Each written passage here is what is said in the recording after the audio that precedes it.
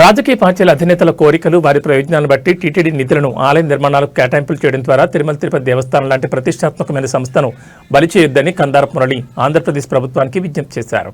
అందరికీ నమస్కారం. తిరుమల తిరుపతి దేవస్థానంలో నిధుల వినియోగం అనేది వివాదాల కేంద్రంగా మారుతూ ఉంది. ముఖ్యంగా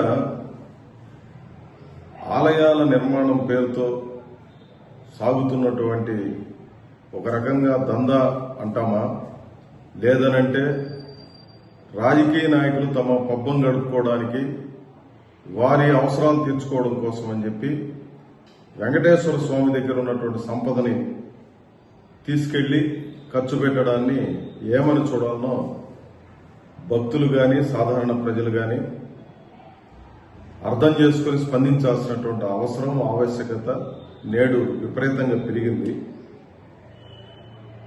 నిన్న మన రాష్ట్ర ఉప ముఖ్యమంత్రి పవన్ కళ్యాణ్ గారు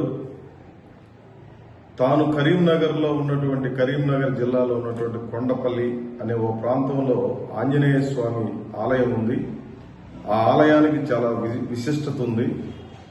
ఆ ఆలయ అభివృద్ధికి టీటీడీ నుంచి 35.19 కోట్ల రూపాయలు, అంటే 35,19,00,000 రూపాయలు అభివృద్ధి పనులు అనే పేరుతో ఆలయానికి సంబంధించిన అభివృద్ధి పనులు, అదే మాదిరి దీక్ష విరమణ కోసం, ఆంజనేయ దీక్ష విరమణ కోసం అని చెప్పి 96 గదులు, అదే మాదిరి ఒక పెద్ద హాలు నిర్మాణం కోసం అని చెప్పి ఈ 35 కోట్ల రూపాయలని టీటీడీ నుంచి తీసుకొని మేము ఖర్చు చేస్తున్నాము అని చెప్పి ప్రకటన చేసిన విషయం మనమందరూ ఈరోజు మీడియాలో కూడా చూశాము. ఇది ఏ రకంగా న్యాయమో ఎవరికీ అర్థం కావడం లేదు.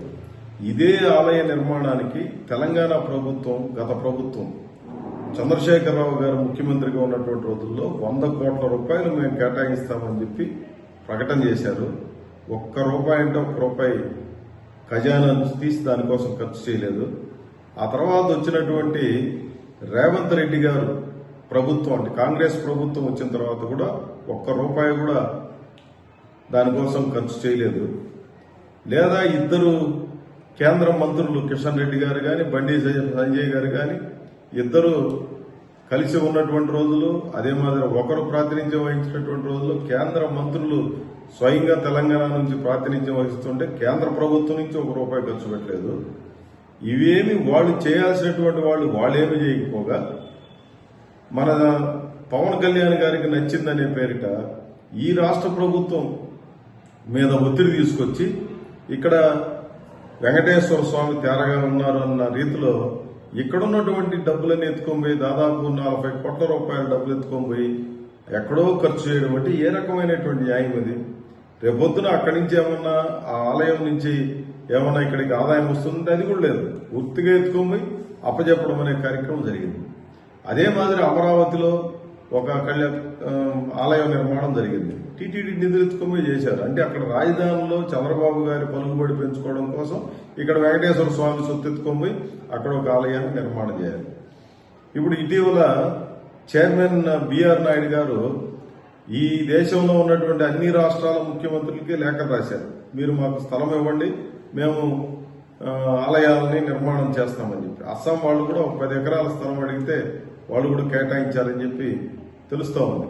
అక్కడ పనులు చేపడతామని చెప్పి చెప్తున్నారు. అదే కాదు, దేశంలో ఉన్నటువంటి అన్ని రాష్ట్రాల రాజధానులు చేస్తామన్నారు. ఇప్పటికే అది తారాస్థాయికి చేరిపోయింది. బిల్డింగులు, ఆలయాలు కట్టేదైతే కట్టేస్తా ఉన్నారు. అంటే టీటీడీ నేరుగా తీసుకొని కట్టేటివి కొన్ని, సహాయం చేసేటివి కొన్ని. సహాయం చేయడానికి శ్రీవాణి ట్రస్ట్ అని ఉదాహరణ ఏర్పాటు చేశారు. దాని ద్వారా డబ్బులు వస్తున్నాయి. వాటికి ఇప్పటికి 2023 సంవత్సరం నాటికే 3,000 ఆలయాలకు పైగా ఖర్చు చేసి నిర్మాణం కూడా చేశారు. ఈ ఏడాదికి వచ్చేటప్పటికి 5,000 పైగా ఆలయాల నిర్మాణం చేశారు.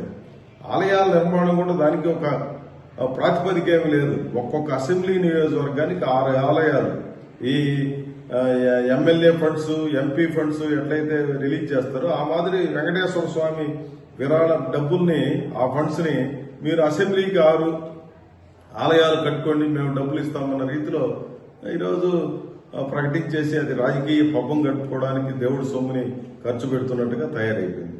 అట్లా చూస్తే మొత్తం మీద ఈరోజు ఏంటంటే 5,000 ఆలయాలకి ఇస్తున్నారు. అవి ఎంతో కొంత చిన్న చితక డబ్బు. ఇప్పుడు చూడండి, ఈ పవన్ కళ్యాణ్ గారు చెప్పినటువంటి ఆలయానికి 35 కోట్లు కానీ, అమరావతిలో ఉన్నదానికి 200 కోట్ల రూపాయలు కానీ, లేదా ప్రధానమంత్రి సొంత నియోజకవర్గంలో అక్కడ పెడుతున్నటువంటి నిధుల వినియోగం కానీ, లేదా అమిత్ షాని సంతృప్తిపరచడం కోసం చేస్తున్నటువంటి నిధుల వినియోగం కానీ, ఆయా ప్రాంతాలు మనకు సంబంధమే లేదు. ఉత్తరాది రాష్ట్రాలు ఎక్కడ కన్యాకుమారి అక్కడెక్కడో కూడా పోయి ఆలయాలను నిర్మాణం చేసి టీటీడీ పెట్టడం, అదే మాదిరి అన్ని రాష్ట్రాల రాజధానిలో కూడా నిర్మాణం చేయాలని చెప్పి పూనుకోవడం, ఇవన్నీ కూడా ఏంటంటే తడిసి మోపెడు ఉన్నటువంటి పనులు వదిలేసి